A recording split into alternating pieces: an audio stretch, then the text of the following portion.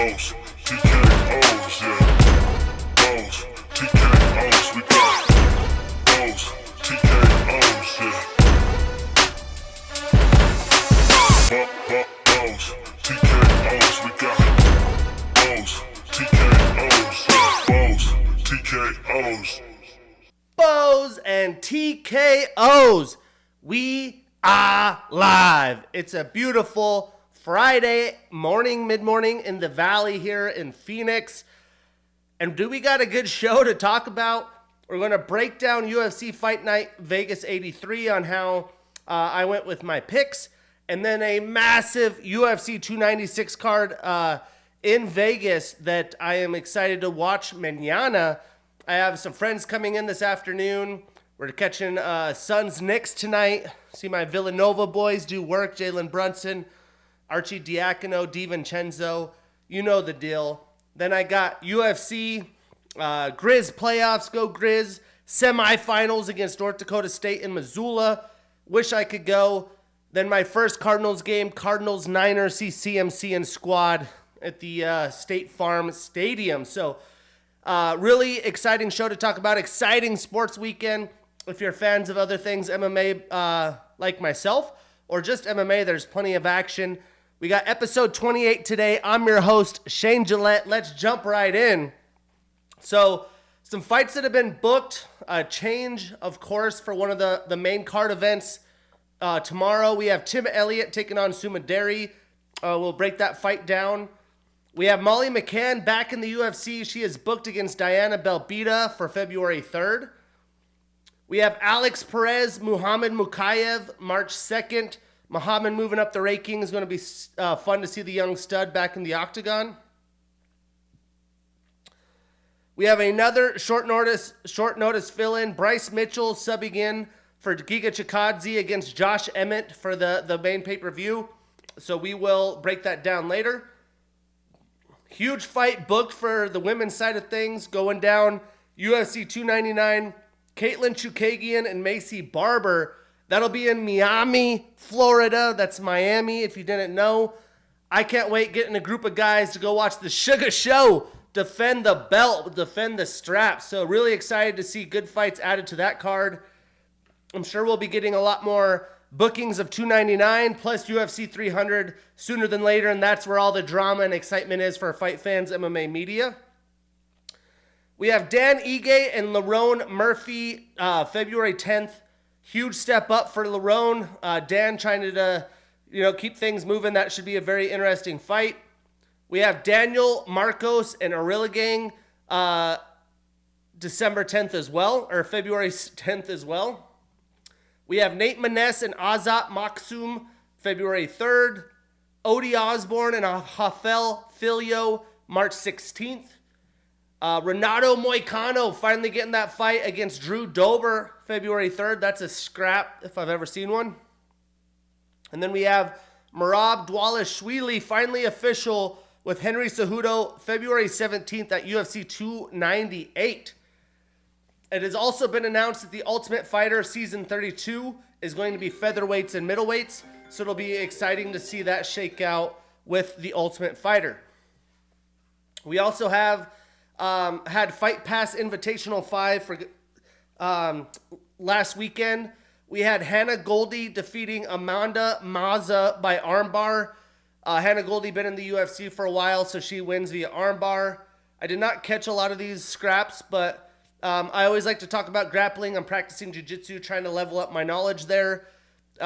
We had Victor Hug against defeating Dan Manasui by Americana. Tough loss for Big Dan. We had Nicky Rodriguez continue his winning ways against Yuri Samoes by points in overtime. And then Nick Marigali defeated Felipe Pena by a one-handed rear naked choke. Huge win for Nick Marigali. This is really the guy that why am I blanking on his name? Gordon Ryan is really hyping up Nick as one of the better guys out there. No gi, he's been strapping it. That's a huge win against a very good Felipe Pena, who has grappled with Gordon recently. So some fun stuff. Ultimate Fighter, featherweights, middleweights, Some fights booked, 299's kind of getting there, 300's getting there, and some good grappling events as we have some layoff coming into the new year and the holidays. But for UFC Fight Night Vegas 83, this felt so sweet. The fact that I didn't bet very much on this probably was a missed opportunity. But I went 7-1 in picks, which was much needed after the brutal pay-per-view earlier this month. So we are 135, 82-3 with bows and TKOs. Not a bad little setup there. So some good fights that we did not break down. We had Steve Garcia with a second round TKO over Melquizil Costa. Beautiful finish by him. Basically took it to him. We had Hyun-Sung Park with a second round TKO over Shannon Ross. That was a Performance of the Night award as well. 2 quick second round finishes for those gentlemen. But we're going to kick it off in the prelims with the young stud Tatsuro Taira. If you don't know about this guy, check him out. He is going to be a potential champion in the flyweight division. Still very young. He got a second round TKO over Carlos Hernandez. And as typical with flyweight fights, this was a very high-paced affair. There was a ton of grappling here. Some great transitions, 50-50 positions. Some beautiful sweeps. It's just a thing of beauty to watch flyweights at the speed they go in grappling. And to be honest, what we've seen from Tatsuro in a year and a half since he's been in the UFC is purely fantastic. All-around performances. He's not even 24 years old yet. He has championship potential written all over him. And seeing how he's been mixing in his grappling and dominating in the grappling department against really good wrestlers and BJJ practitioners, it's definitely proving that he's going to be a massive problem. I think he's ready for the top 15.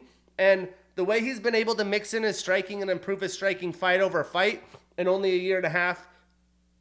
I mean, technically he has 6 years till his prime window. This kid's going to be a problem. Breaking it down statistically, Tatsuro landed 44 total strikes, 33 of which were significant. He had a knockdown as well. And Carlos only got 2 total insignificant strikes. He was 0 for 2 in his takedown attempts. And to be honest, looking at those stats, it was even more of a dominant performance than I felt it was in the moment. I didn't even realize Carlos had 2 strikes, 0 for 2 in takedowns. I mean, Tatsuro was mixing it up and really handling these positions against a guy who is a very talented black belt in BJJ. So Tatsuro obviously stays undefeated. He extends his winning streak to 15, 5 of them in the UFC. Carlos ends his winning streak and starts a new losing streak. He moves to 3-2 in the UFC. So what's next for these young men? I really do think Tatsuro should be fighting in the top 15 at this point, but I don't think there really is a fight that quite makes sense for him there yet. So how about somebody like Alessandro Costa? I think that would be a great step up, great opportunity for both of them. And for Carlos, how about Jesus Aguilar? Moving on, another prelim affair. We had Luana Santos with the unanimous decision over Stephanie Egger. This was the one fight that I got wrong. And this was a solid showing from Santos. She wore on Egger throughout the fight. She was surprisingly able to do enough in round 3 after a late round 2 push from Egger, because she clearly won round 1. I thought she did enough in round 2 and stole round 3, but she won most of the rounds on all the judges' scorecards. And Luana really just threw a ton of massive power shots, straight up 100% full power. A bunch of those were missed. She was hit and error quite a few times. And, there was an opportunity for her to be gassed out. But her aggressiveness paid off. She needed to get the clinch in, settle down a little bit, or get a controlled takedown and control the rest of the round to get the victory, and that's exactly what she did. Stephanie had her moments with some fury attacks. She knew she was behind. She'd come in and get combos, and when she did, she landed well. You would think that she would have tried to do that a little bit earlier on in the fight until the later half of round 2. But it was a little too late. Luana easily took round 1, controlled more of the fight when it came to rounds 2 and 3. And then the clinch game and judo experience that both women had made it for an interesting grappling exchanges with the clinch and judo.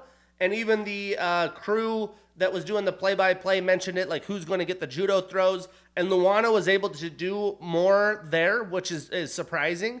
Very impressive performance by Luana. Also, you can't forget that Luana missed weight by a couple pounds, which is not good, but doesn't really take away from her performance. She had a good performance, and this is a huge win against a very solid Stephanie Ager. So Luana landed 97 total strikes, 53 of them significant. She had 2 takedowns in 4 attempts, and almost 8 minutes of control time. So if she wanted to take down, she was getting it, and she was able to keep top control, not get swept, not take damage from top. And Stephanie landed 112 total strikes, so about 20 more total strikes, and 44 of those significant, so a lot less significant than Luana. And then she had 1 takedown in her only attempt late in the fight. But a lot of those shots were her on her bottom while she's getting top control, little touchy-feely shots, where Luana, when she hit, it was scoring damage on the scorecards, no doubt, and she was letting her rip. So now Luana extends her winning streak to 4. She's 2-0 in the UFC, and Stephanie extends her losing streak to 2. She's only 2-3 since 2022, so looking to get back on track entering 2024, needs to stack up some wins. So for these women, I would like to see Haley Cohen take on Luana Santos. I think that's a fun matchup. 2 newer faces in the UFC that have shown a ton of potential. And for Stephanie, how about a scrap with Lena Landsberg if she isn't on the retirement mentality? She's older, she's been in a lot of scraps, but I think that would be a fantastic matchup if possible.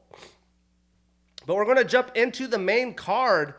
We had Andre Muniz with a split decision victory over Jun-Young Park. And I went back and forth on this pick. I stuck with Muniz. I'm happy I did. But this fight was so damn close, man. I mean, I do think Park won round 1, but Muniz won rounds 2 and 3. I know in MMA Twitter or X, there was a lot of controversy there. But for me, I did think Andre won, not just because I picked him. I've even watched it back. But Muniz was able to out-grapple, get his sweeps, get his reverses, and get his takedowns and against Park when he needed to. And I think that really was the difference in this fight. Andre showed that how high level of a black belt in BJJ he is. And, he's a big guy for the weight class. I would assume he cuts a lot more than Park does. You could just tell by their frame and size. And when it came to striking, it was very even. Park was able to get more volume off than Andre, but Andre was able to say, hey, I'm going to out-grapple you. That's my path to victory, and that's exactly what happened. Statistically, Park landed 52 total strikes, 27 of them significant with 2 reversals, and Andre landed 35 total strikes, 14 significant, so a little bit less in volume, about 20 less total, 13 less significant, but he had 11 takedowns and 14 attempts. He had a reversal of his own, and over 9.5 minutes of control time. So again, when he wanted the takedowns, he was getting them. Park did good at, getting up against the cage, getting back up, but he would take him down again, and he was able to control him for almost 2 rounds. So of course, that's a victory in my book. Andre ends his 2-fight losing streak. He does start a new winning streak. He is 2-2 since 2022. And Park ends his 4-fight winning streak, and he starts a new losing streak. So where do these 2 studs go? Next, I would love to see Andre take on Michelle Pereira. I mean, come on, that would be a fantastic matchup. And for the Iron Turtle, how about a showdown with Bruno Silva? Either way, excited to see these guys back in the octagon. Then we have the short notice fill-in. Tim Elliott, short notice doesn't matter, ends with a round 1 submission via my favorite submission, the arm triangle over Sumaderi. Performance of the night, 50 G's. And what was on display is that Sumaderi definitely needs to work on his grappling defense, or he is going to continue to get dominated in the UFC and finish like what we saw Tim do in an amazingly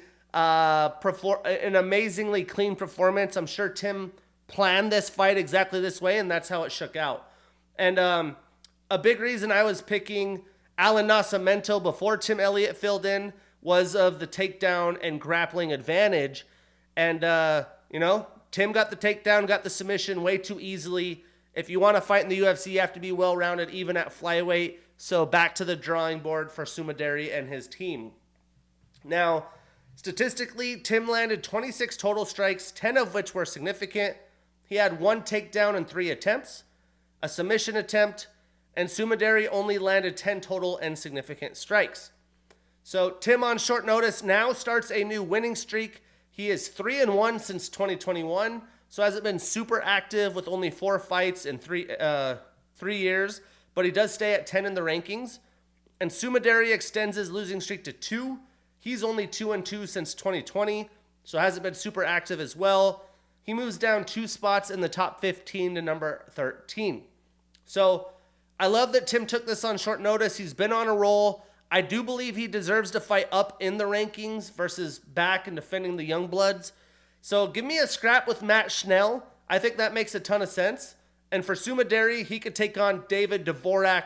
I think that would be a win-win for both of those dudes. So moving on, another quick win. We had Nasrat Haparis with a round 1 TKO over Jamie Malarkey. Performance of the night, 50 G's for Nasrat. And this fight didn't last long, as the first minute was just a few kind of measured traded strikes, feeling each other out to get through the fight. And then Nasrat landed a big looping hook shot, cracked Jamie, sat him down, and Nasrat was all over him for the finish. You know, he basically went for broke, says, I want to get this finish, get out of here clean. And that's exactly what he did. It only took Nasrat 18 total and 16 significant strikes. He did have 2 knockdowns. And for Jamie, he landed 8 total and significant strikes. So Nasrat now extends his winning streak to 3. He is 3-1 since 2022. And Jamie starts another losing streak and moves to 3-3 since 2022. So Nasrat obviously is going to have options with this, but I would like him to fight Drakkar Klose, who just got a win over Thiago Moises. I think that would be the fight to make, but we'll stay tuned. And then in the co-main event, we had the light heavyweights, and what a performance. Khalil Roundtree Jr. with a round 3 TKO over Anthony Lionheart Smith. Performance of the night for Khalil, much deserved, 50 G's, thank you, come again. So, again, we have to preface this fight that the fact is Anthony took this fight on short notice. We've seen a few of these the past few events, which, thank God we got to keep the fights. A guy like Khalil can still fight. He's put all that training camp work in, nutrition, diets, paid his team. I'm glad that we're getting these short notice fill-ins, but it doesn't really do the short notice opponents a lot of benefit besides a chance to kind of gamble and hit a lottery. Not that bad at odds, but, take a gamble, get a quality win, but you're not getting the right preparation. You're not getting your body right. You're not having the right preparation. You're just kind of rushing into it like a crash diet. And although Anthony looked pretty much like himself in the octagon, he was flowing. He was controlling the center against a very big, stocky, powerful dude in Khalil. He was keeping that distance. And Khalil was definitely getting the fight brought to him. He had his back up against the cage for most of the fight and was fighting off the cage. But the problem for Anthony is Roundtree is just too durable for him. When he does throw, when he was firing off counter strikes, he was hitting them like bullseye targets at a higher clip. Anthony would kind of brush off on Khalil. Khalil was landing sharp, crisp shots, and the kicks that Khalil were throwing are just so impactful. I mean, you knew that's on Smith's mind, so he's trying to move around that, although you have that adrenaline rush and you don't really feel the damage as much. It was just too much for him to overcome. And Khalil had more power behind his shots. By round 3, it was too much for Smith to overcome. So how about Khalil, after all of this? Sorry, I keep getting so many goddamn spam calls. I have to mute my shit. Then the computer goes. It's a whole deal. But how crazy was it with the damaging shots that Khalil was holding up? Round 3, sits Smith down, and then just stands up like this, like, ref, do you want me to unload this fucking hammer of a fist right down on Anthony, or do you want me to wait? Like, that could be sweet merch. Just Khalil standing up at the octagon. I think he even had his hand on his hip, like, yo, this is about to come at you. I mean, really cool, iconic moment for a fight night card. Glad the ref stopped the fight. Glad Anthony didn't have to take more damage. Again, on short notice. So, what a gentleman move by Khalil. What an amazing, vicious performance by him. I do think, although Smith isn't very old, which again, previewing this fight last week, it's crazy that he's only 35. Well, let me fact check that. Maybe 37. Like, he's not late 30s yet. He is 35. His birthday is July 26th. So, a mid-level 35-year-old. You would say, well, he's still in his prime. He has plenty of fighting left.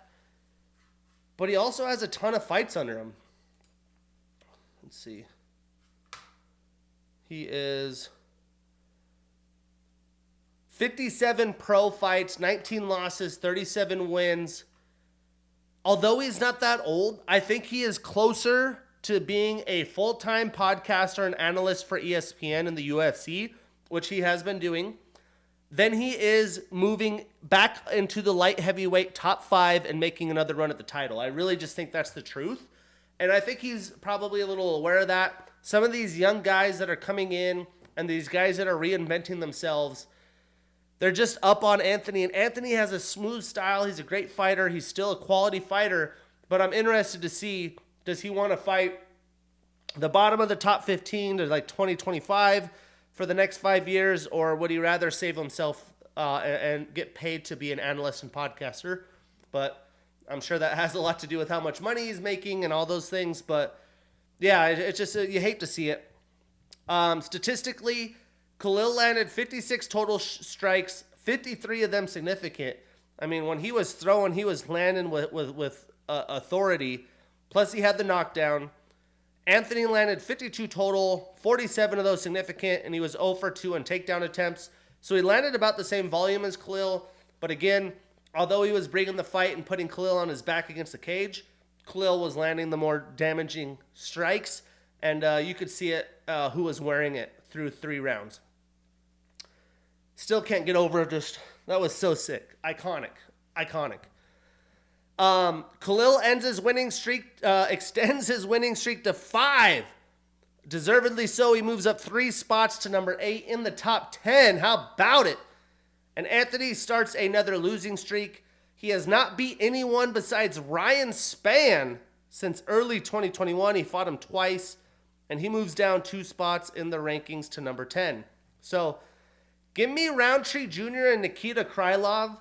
Why? Because a lot of the division's booked up and Nikita's available. He's higher up in the rankings. I do think there's better fights to make there, but I think let's keep Roundtree going. And for Anthony, how about Kennedy and Shekwaku? And that just kind of explains the idea. It's like, do you want to be a full-time podcaster and analyst or fight guys like this outside the top 15? You know, pick your poison. Anyways, the main event, this fight basically went exactly how I thought it would. Song Yadong with a unanimous decision over Chris Gutierrez. I guess I thought Song might get a finish coming into the fight. He didn't, but I'm not surprised how this shook out. Song was pretty much controlling the entire fight. And it's pretty simple. You know, I am not an MMA coach. I'm not a black belt in BJJ. I'm working on my blue belt. You know, I just started with the gi. I wrestled in high school. I'm a huge fight fan. I study the stuff. I have Fight Pass. I watch a lot of fights. If I'm going to beat Chris Gutierrez, I'm closing distance, especially with a guy like Song who has good boxing. And I'm avoiding being at distance and taking those kicks from Chris. And that's exactly what Song did. He mixed in great boxing with solid grappling. He was mixing in takedowns. He basically just cruised to a decision with top control, takedowns, and some bigger shots being landed over the course of 5 rounds. And Chris, you know, when he could get kicks off, they were powerful kicks, but he's got to add to his fight game. He's got to be able to defend takedowns better, mix in strikes. You can't just be a powerful kicker, especially in the top 15 of a brutally deep and talented, well-rounded bantamweight division. So pretty lopsided here, but the strike totals, we had Song with 160 total, 77 of those significant. He had 2 takedowns in 3 attempts, and over 11 minutes of control time, so over 2 full rounds of control time. And Chris landed 105 total, so like 55 less, and 87 significant strikes. He was 0 for 2 in takedown attempts of his own, so he technically landed more significant. Not sure, the specifics behind that, but that's what the stats say. Song now extends his winning streak to 2. He is 3-1 since 2022. Chris starts a new losing streak, and he moves to 3-2 since 2022. And Song stays at number 7 in the rankings, Chris at 15. So Song after the fight called for Petr Yan, and although I said Deiveson Figueiredo should fight him, I think Song deserves that fight. I'm not opposed to it at all. Now we have Henry Cejudo and Merab official, so maybe we could do something like Deiveson versus Dominic Cruz to get the top of this division booked up. And Sandhagen's out recovering from his torn tricep, so that works for me. Now, Chris can take on Adrian Yanez. I think that would be a fun stylistic matchup of 2 striker-heavy fighters. But either way, brilliant performance by Song. Young stud, making it happen. Trains with a great team and gets the main event spotlight. Wish he could have got a finish, but either way, brilliant performance from the young Song Yadong. But this weekend, no more fight night-ish. We got the main event before the holidays, and you better enjoy it before, I don't know. This will be my 3rd year this year doing the podcast. I watch every UFC for I don't know how many years. I don't know if there's been as long of a layoff or as many off weeks in recent memory. So get your fix this weekend. We got UFC 296 prelims at 3 p.m. Pacific and ESPN Plus. Prelims at 5 p.m. on ESPN Plus or ESPN2. And some good fights we will not be breaking down. We have Martin Buday. Hold on, I gotta sneeze.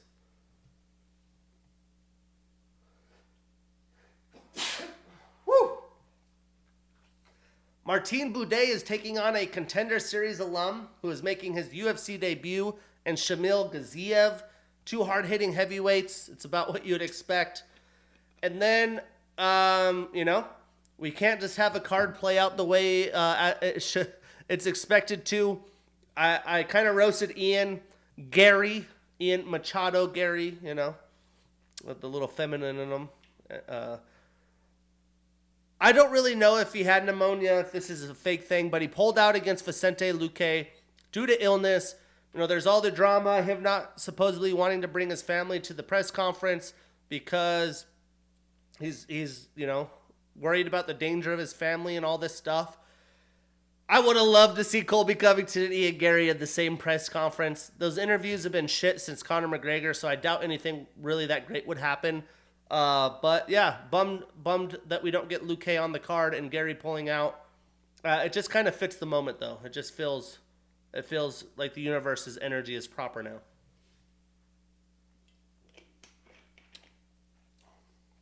Anyways, let's move on to the early prelims.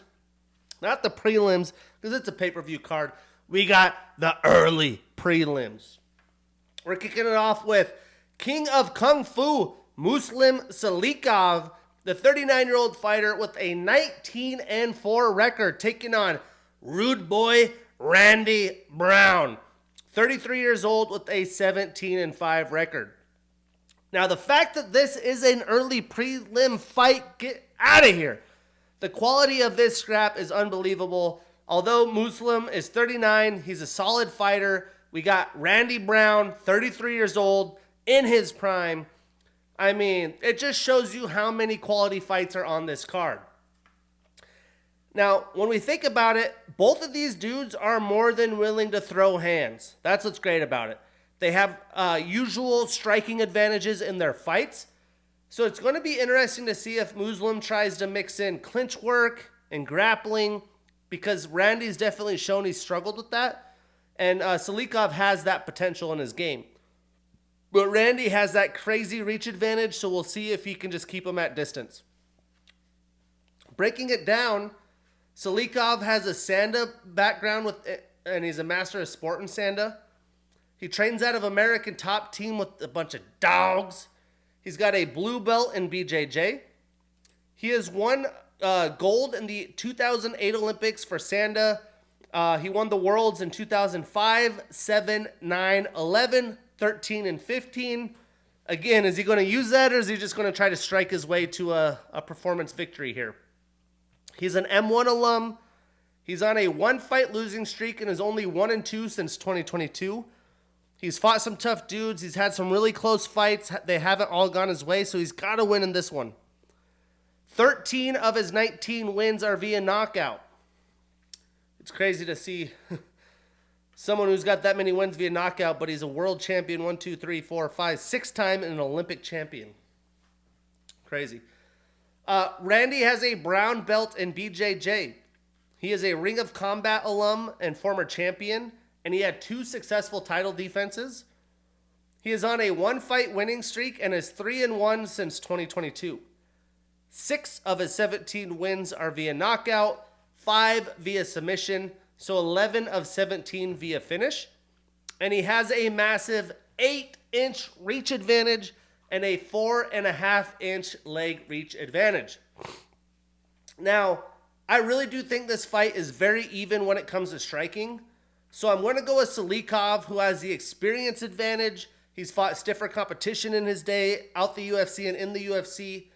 And again, he could use that grappling advantage, where I just don't see Randy having many advantages besides his length, so he could pick him away from distance. But Salikov's not worried about closing in range, clinching, striking, taking some shots to deliver some shots. And Randy, I guess, could potentially have the speed advantage. But Muslim, he definitely looked to make this fight as ugly as possible and wear on Randy, I would expect.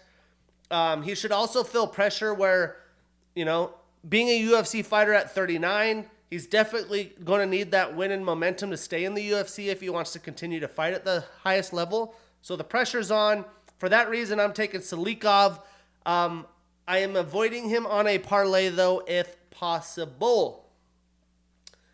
Moving on, we got touchy Andre Fili, 33 years old with a 22-10 record, taking on Lucas Almeida, the 32-year-old fighter with a 14-2 record. Now, this is an intriguing matchup of 2 men in their primes. Not only are they in their primes, they're trying to search for consistency in the UFC. What I mean by that is it's like win, loss, loss, win, loss, win, loss. They need to stack up those wins to really move up the charts, build their brand, and make that cheddar. And a loss here is really going to push them down the rankings in their prime, probably put their vision of the top 15 behind schedule or, invisible. But breaking it down, Andre trains out of Team Alpha Male. He's a Cage Fury and King of the Cage alum. He's on a one-fight losing streak and is 1-2 since 2022. He has the most split decision wins in UFC featherweight division history with 3, which I don't know if that's anything necessarily to be too proud about. And he has a 3-inch reach advantage. To me, the split decisions just shows he goes the decision a lot and the fights are hella close. Now, Lucas is a Jungle Fight and Contender Series alum. He's on a one-fight losing streak and is 1-2 in the UFC. 9 of his 14 wins are via knockout, 5 via submission, so all 14 wins via finish. Although not a ton in the UFC, that's still very impressive. When I think about this fight, though, I just feel like Andre has fought stiffer level competition and is a better striker overall. He's more natural in there. He's got good power and speed. I think that's going to be too much for Almeida. I think Andre's going to look to get a finish, continue that momentum in his prime, and really start stacking up those wins. For that reason, I am taking Andre Fili. I am putting him on that parlay.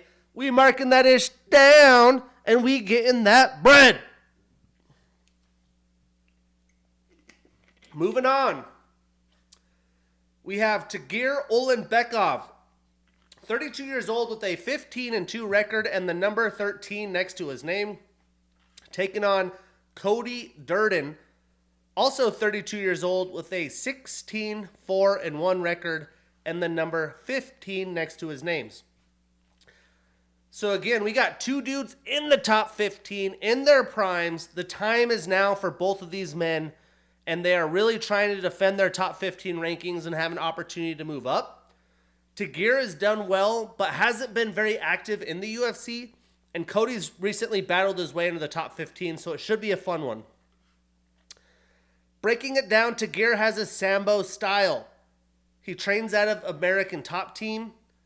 He won gold in the 2014 World Sambo Championships. He is a Fight Night Global alum and former champion.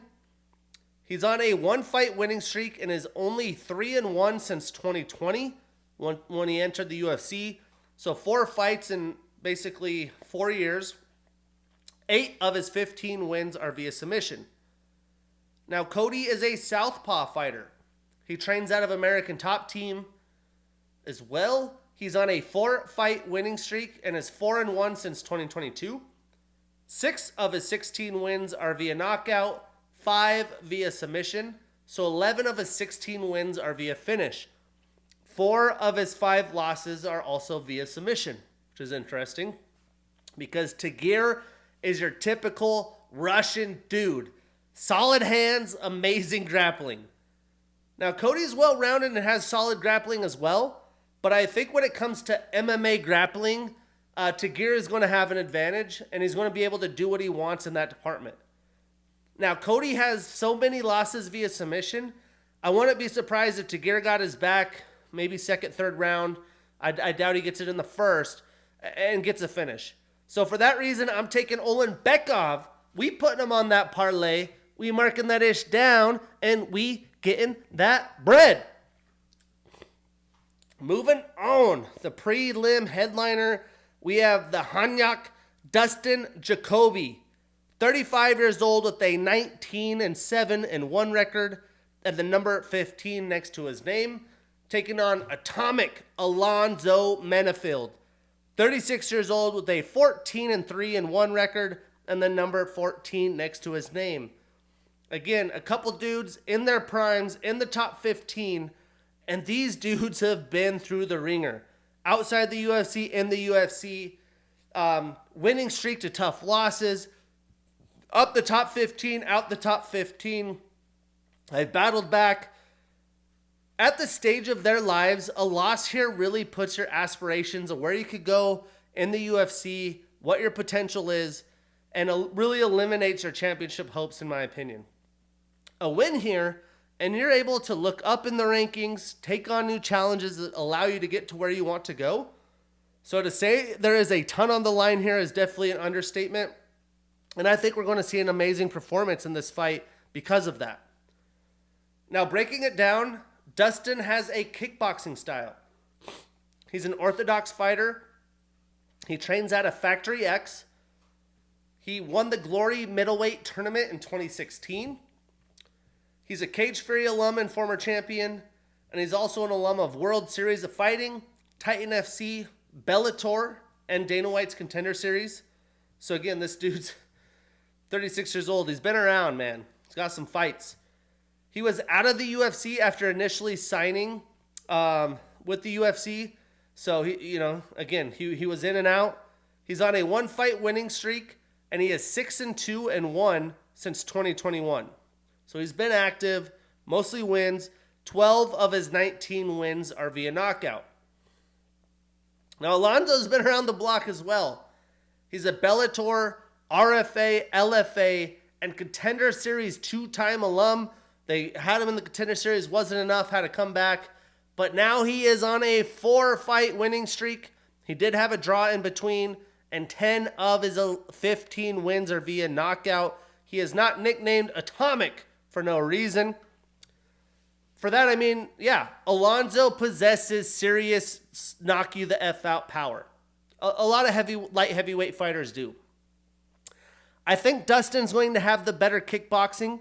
I think he could use the volume, use the distance to control the fight, keep Alonzo's back up against the cage, and find a way for a decision victory. I don't expect this fight to go to the ground. I expect this to be a striking battle, and I think that Alonzo is just not going to have enough volume. If he lands a big shot, that could be nights out, but Dustin's a durable dude. He's been there with a lot of guys. For that reason, I'm taking Dustin Jacoby, but I'm avoiding this on a parlay where possible. Oh no, those are all the early prelims. We are now getting into the prelims because this card is stacked. We got King Casey O'Neill, 26 years old with a 9-1 record and the number 12 next to her name, taking on the Queen of Violence, Ariana Lipski, the 29-year-old fighter with a 16-8 record. Now, Casey's recently returned from injury. She's coming back from knee surgery and looking to get back on the winning track because she was really rolling before that knee injury. She had her first pro loss against Jennifer Maia in March of this year, and now she's getting a veteran who is on a roll and looking to continue to move up the rankings. Breaking it down, Casey has a kickboxing style. She trains out of Extreme Couture. She has a brown belt in BJJ.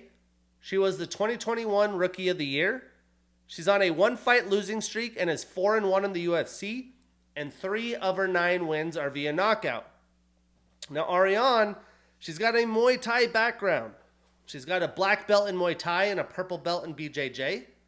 She's on a 2-fight winning streak and is 2-1 since 2022.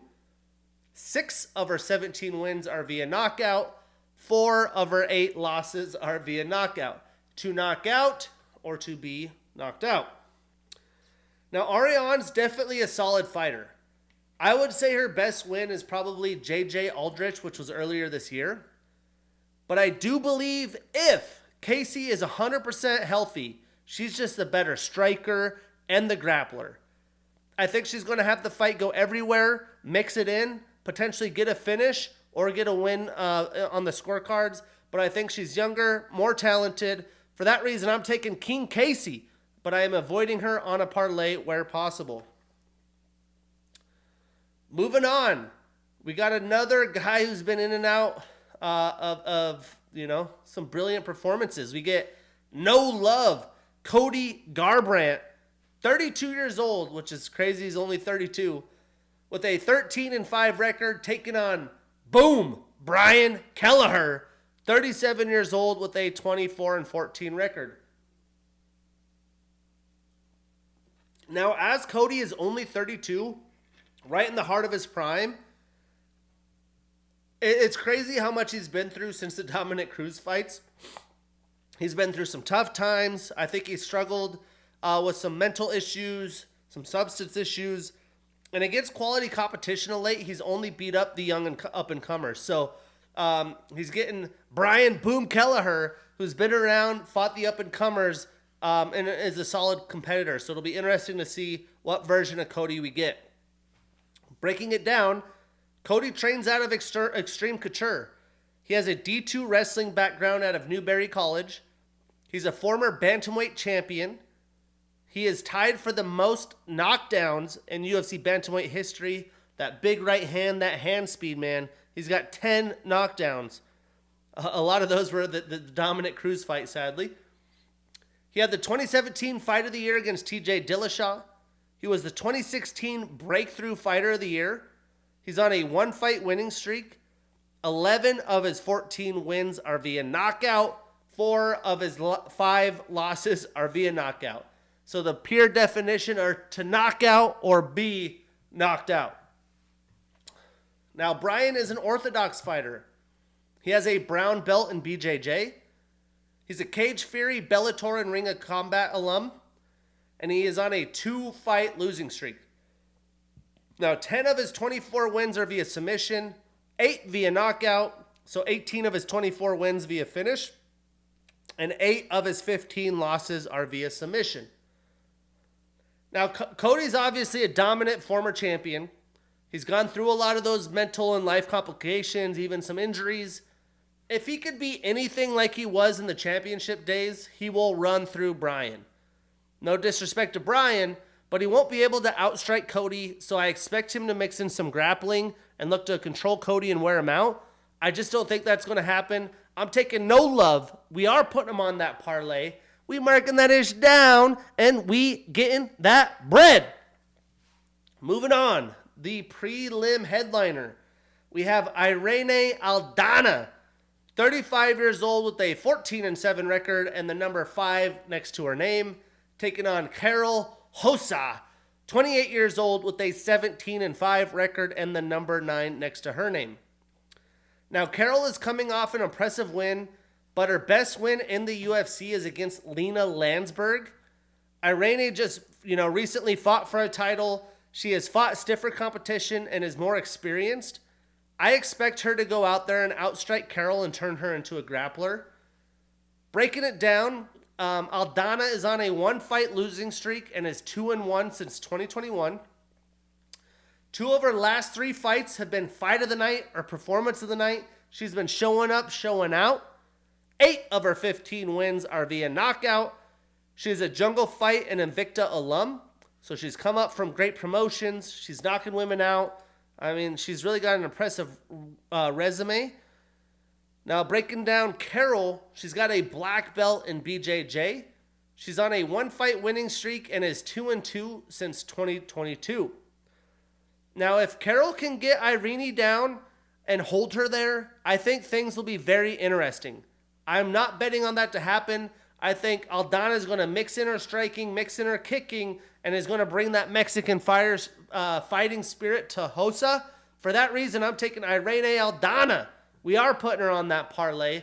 We marking that ish down, and we getting that bread.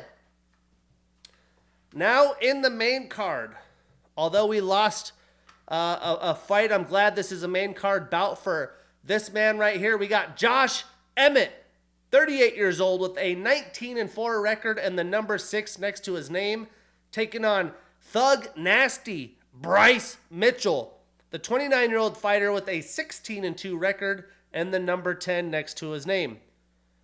Again, another short notice fight here. I love Bryce. I think he's a quality fighter, but I really was excited to see Josh versus Giga Chikadze. But, we've had a lot of short notice fill-ins. I just don't think this is really going to help Bryce out that it's short notice. He works on a farm, kind of a country boy. Who knows how much preparation he's had before he got the call. The biggest difference for Josh on this short notice affair is now he's not worried about a striking heavy opponent. He's going to worry about a guy who's going to basically go for broke and do whatever he needs to do to get a takedown. So breaking this down, Josh trains out of Team Alpha Male. He's got a purple belt in BJJ. He has an NAIA wrestling background at a Menlo College. 5 of his last 7 fights have been fight of the night or performance of the night. He's been showing out, getting that cheddar. He's got the most knockdowns in UFC featherweight division history. This guy throws bombs. He's got 12. He's a King of the Cage alum. He's on a 2-fight losing streak and is only 1-2 since 2022. He came back from a ridiculous shredded knee. He's 1-2 since 2022. He doesn't have an official nickname. I guess he does, like CO2 or something. But I'm going to call him Mr. Clean. We're keeping that going. We got Mr. Clean Josh Emmett now taking on Thug Nasty. Bryce has a black belt in BJJ. He had the 2019 submission of the year against Matt Sales, which was the first UFC Twister submission. He is a World Series of Fighting alum. He's on a 1-fight winning streak and is 2-1 since 2022. And 9 of his 16 wins are via submission. Now, Josh is a power striker, and Bryce is more of a non-traditional fighter. He's got aggressive grappling, good submission ability, but I think Josh is just going to be able to stuff Bryce's takedowns for the most part. I doubt he stuffs them all, because there's going to be a lot. I think he's going to avoid being taken down and being controlled. I think he's going to outstrike Bryce, beat him up. For that reason, I'm taking Mr. Clean Josh Emmett. We putting him on that parlay. We marking that ish down, and we getting that bread. Moving on. We have El Kukui, Tony Ferguson, 39 years old with a 26-9 record, taking on Patty the Batty Pimblett, 28 years old with a 20-3 record. Now, in my opinion, this is America's fight.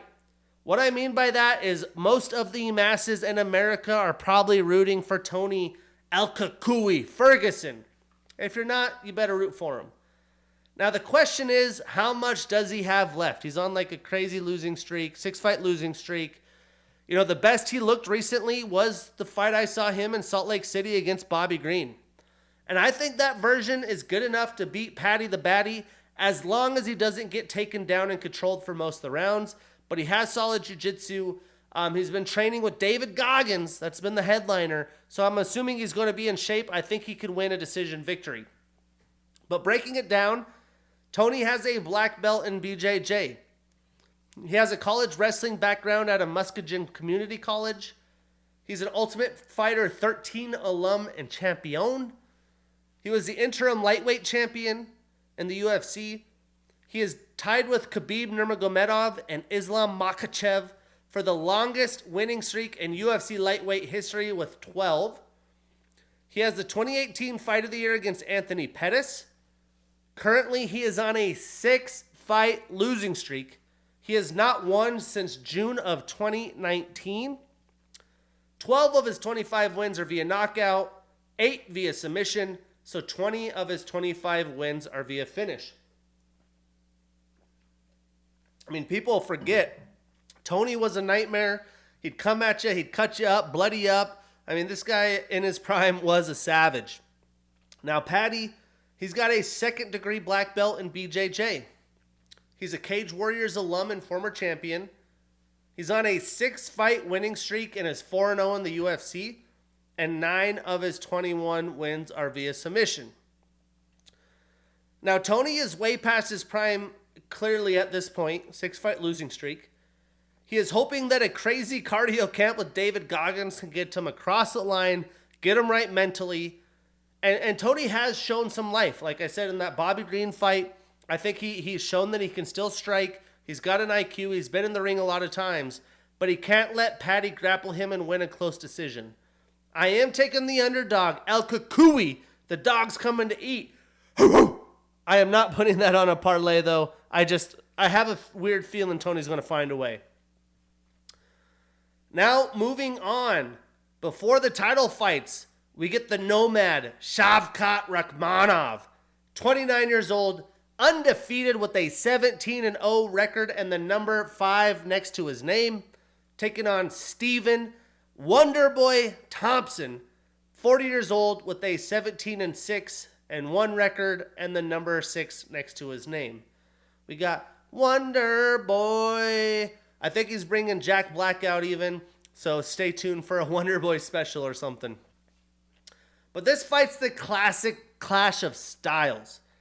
Shavkat has provided his best Khabib impression by just smashing all of his opponents, getting them down, taking them down, smashing them, choking out.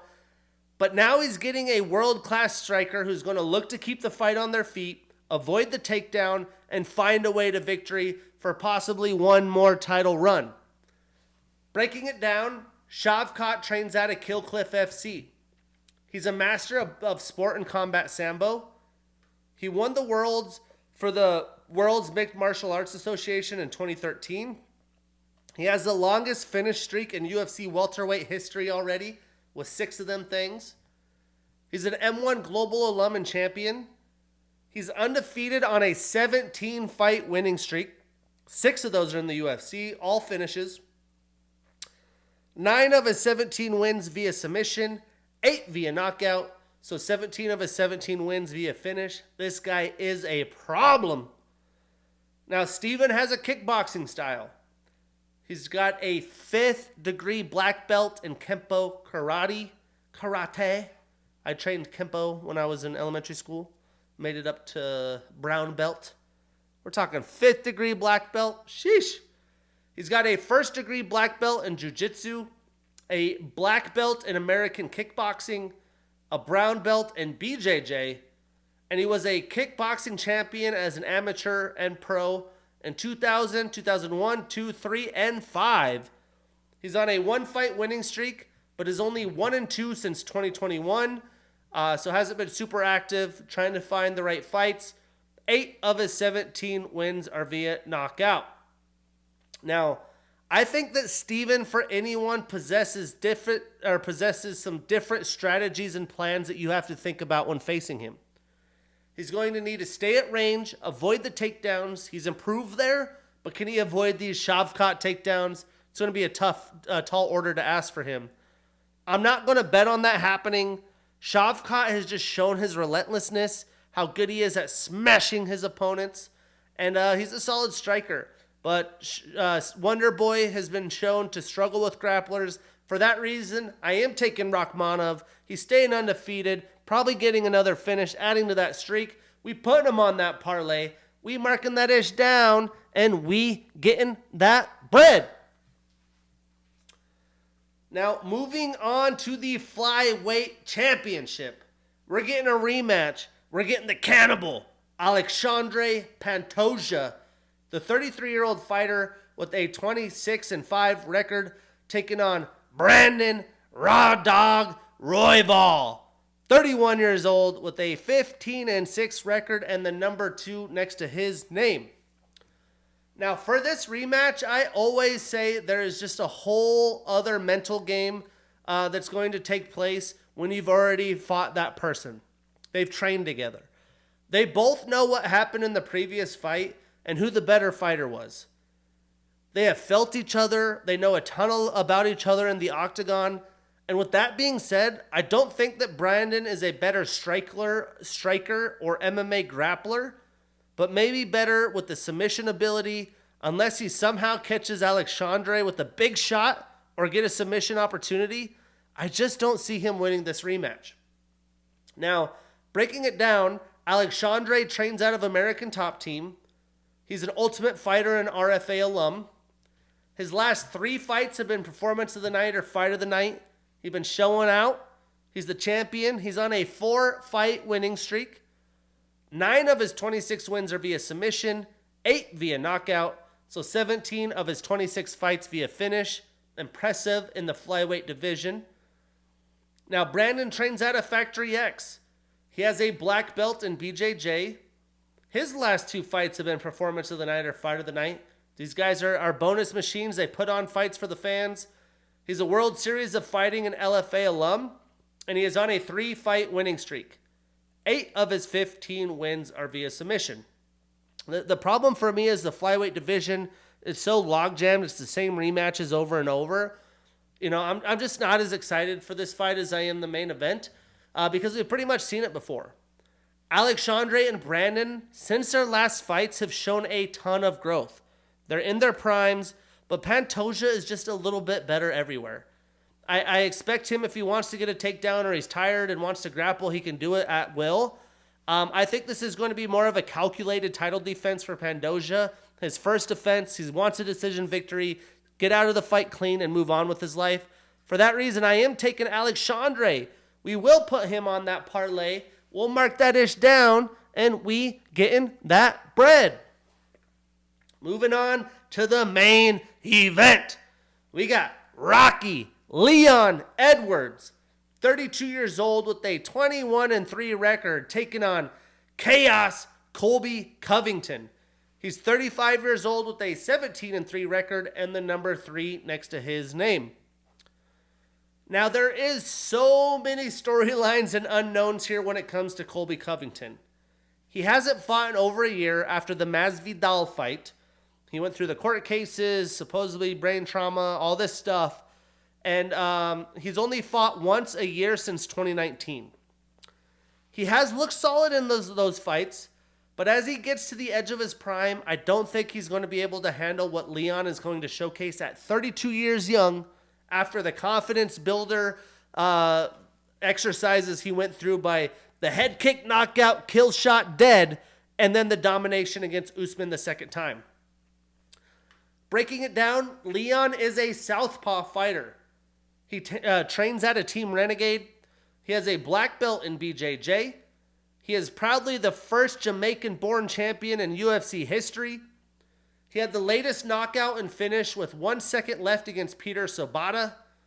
He had the 2022 Knockout of the Year against Kamaru Usman, the 2022 Comeback of the Year against Kamaru, and he is on an 11-fight winning streak with a no contest in between, and 7 of his 22 wins are via knockout.